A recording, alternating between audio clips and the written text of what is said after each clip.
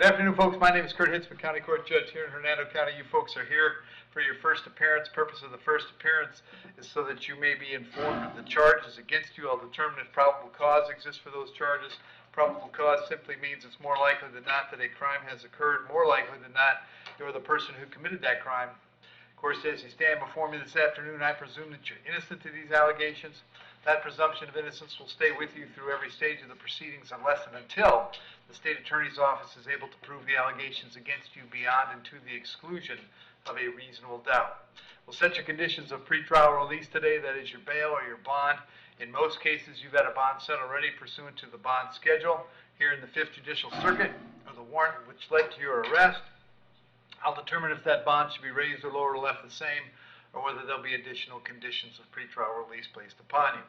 We'll let you know when your next court date will be. If you'd like to have the services of the public defender, I'll gladly appoint the PD to represent you this afternoon. You do have a right to have contact with folks on the outside, family, friends, counsel. Finally, and most importantly, you're advised that you do have an absolute right to remain silent with regard to the facts which surround your arrest. I encourage you to do that. These proceedings are recorded. In addition, there is an assistant state attorney in the courtroom with me. If you say something that tends to incriminate you, they will use it against you in the prosecution down the road. I now need each and every one of you there at the jail to please raise your right hands and be sworn. You all solemnly swear affirm, tell truth, whole truth, none but the truth. Outstanding. When you hear your name called, you can step forward. Brittany Clemenson. Afternoon, Brittany, date of birth? 08/09/98.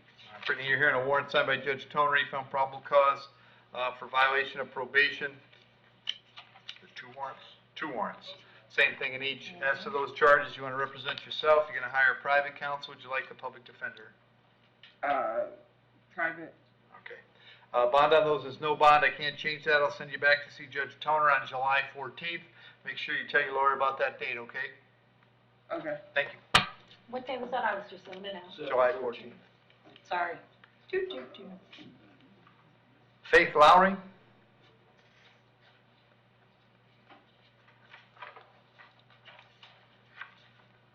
Morning, young lady. What's your date of birth? May 24th, 2000. You're here on a charge of battery being domestic in nature. There's probable cause for the charge. As to that charge, you're going to represent yourself. You're going to hire private counsel. Would you like the public defender? Public defender. I'll appoint the PD, state. No history, Your Honor. All right. And Faith, I had an address for you on Windbrook Avenue in Spring Hill. Is that where you were living? Yeah. How long had you been there? Since October 2020. All right. And that's also where James lives? Yeah. And are you working these days? No. How long has it been since you worked? Since February. I'm going to set your bond at $100. Condition of the bond is that while this charge is pending, you'll have no contact with James. No contact means no contact of any kind. You don't call, you don't write, you don't email, you don't text message. Don't contact him through social media. Don't go where he lives. Don't go where he works. Don't contact him through a third person. Any way that you might imagine getting a message to him, I forbid you to do that. If you have contact and I find out about it, your bond will be revoked and you will be held without bond until the charges are resolved. It means no contact even if he wants the contact. So if you answer your phone and hear his voice, you should hang up. If you're out and about and see him, you should turn around and run the other way. You need to understand that he cannot drop the charge against you. That's not a decision he gets to make. He may go to the state attorney's office and ask them to drop the charge. He may tell them he doesn't want to pursue this, but that decision belongs solely to the assistant state attorney handling your case. So unless that person or the judge on your case or your lawyer tell you the charges are dropped, you should assume they're not dropped and you should not have contact. In addition, I have to hold you at the jail today up until 4 p.m. so that if you wanted to serve you with a civil injunction for protection against domestic violence, we know where to find you. If you get the civil injunction, it's doubly important you not have contact, because in that case, not only would you get your bond revoked here, but you'd get new charges for violating the injunction. As far as the home on Windbrook is concerned, as long as James lives there, you'll have to find someplace else to stay until we get this case resolved. You may go by one time to collect your clothes, your toothbrush, whatever you need for wherever you plan to go. To accomplish that, however, you must contact the sheriff's office first. They would arrange a time to meet you there so that they'll stand by while you pick up your things and get going where you're going. I'll have you back in court on the 8th of July. Very important that you reach out to the public defender when you get out, okay? Okay. Thank you. Rohan Blackwood?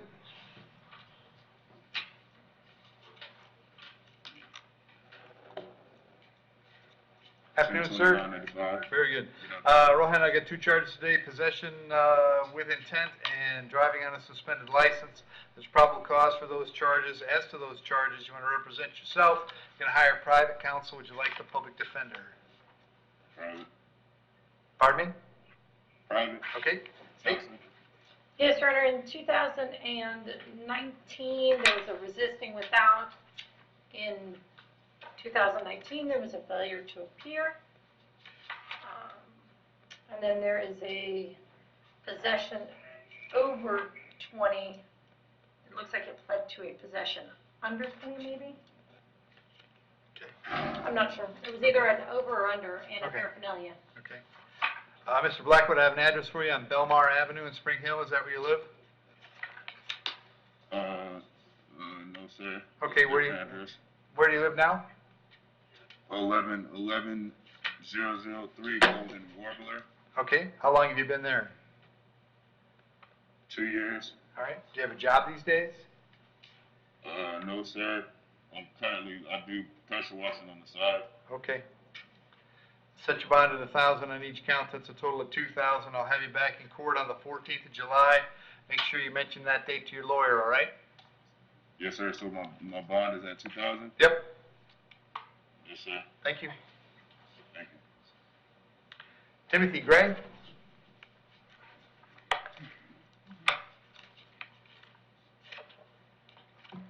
Morning, Tim. Date of birth?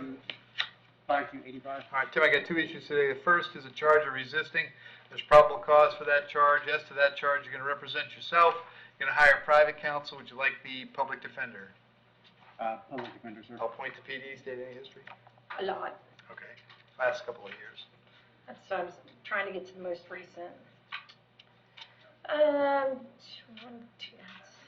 of county arrest. Yeah, I got a whole lot of Pasco too for whatever that is. Oh, do you? Yeah. Okay. Yeah, there's a 2021 driving while license suspended. Attached tag not assigned. Paraphernalia. These are all 2021 cases.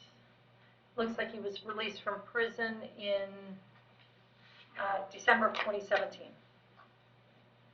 And then there's failure or false ID given to law enforcement in 2019. Tim, I have an address for you in Pinehurst. Is that where you live? I'm homeless currently. That's my mother's address. Okay. Did you get mail there? Yes. Okay. In this case, I'll set the bond at $500. This one's coming back on the 8th of July. The other thing I have, Tim, is a writ of bodily attachment, which means that a child support hearing officer and a circuit judge determine that you owe some child support. They set a cash purge for you of $1,070. Is that an amount of money that you have, Tim? No, sir. Are you working these days? I'm trying to get side jobs when I can. It's hard being homeless. Okay. How long has it been since you had a full-time employment? Got a couple of years. Okay. Is there any amount of money, Tim, that you could get to the jail if it meant getting out on this case? Probably $100. Okay. Hang on a sec.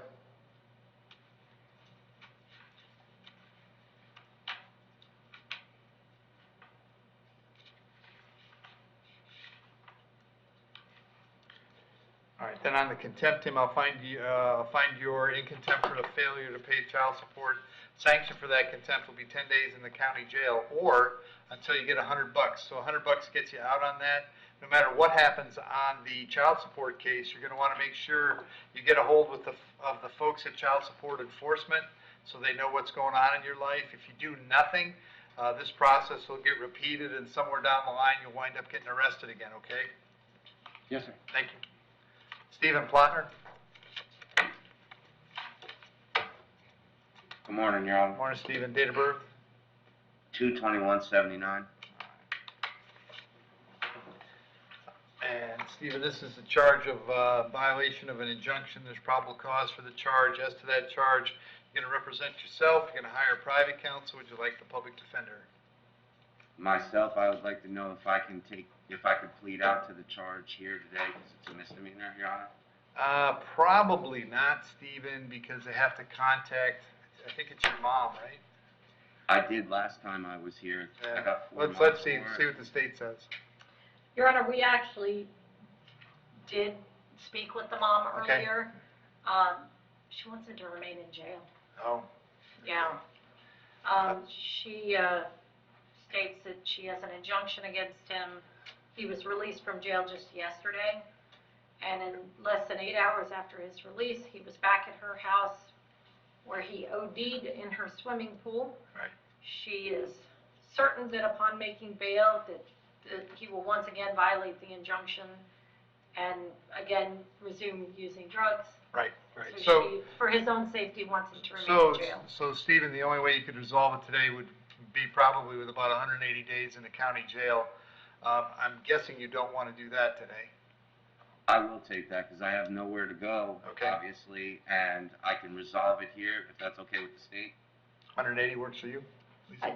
That sounds appropriate, Your Honor. He does, I mean, I will tell the court his history consists of, I know Steve. yeah, I was gonna say, he's got minimal felonies, but, you know, he's been around the block.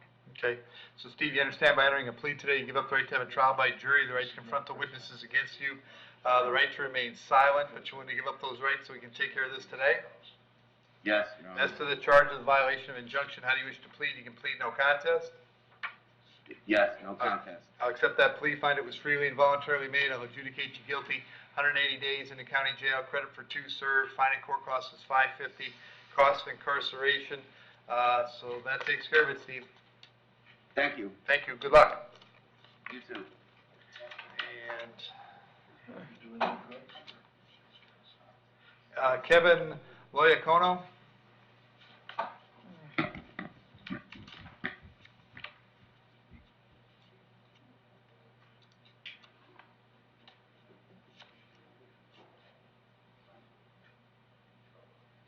Your Honor, he's in medical, we have to go grab him. Well, that's not necessary. I'm setting his bond at no bond. I'm finding probable cause for the VOP. I'll go ahead and appoint the public defender. We'll have him back on the 14th of July, all right? Thank you.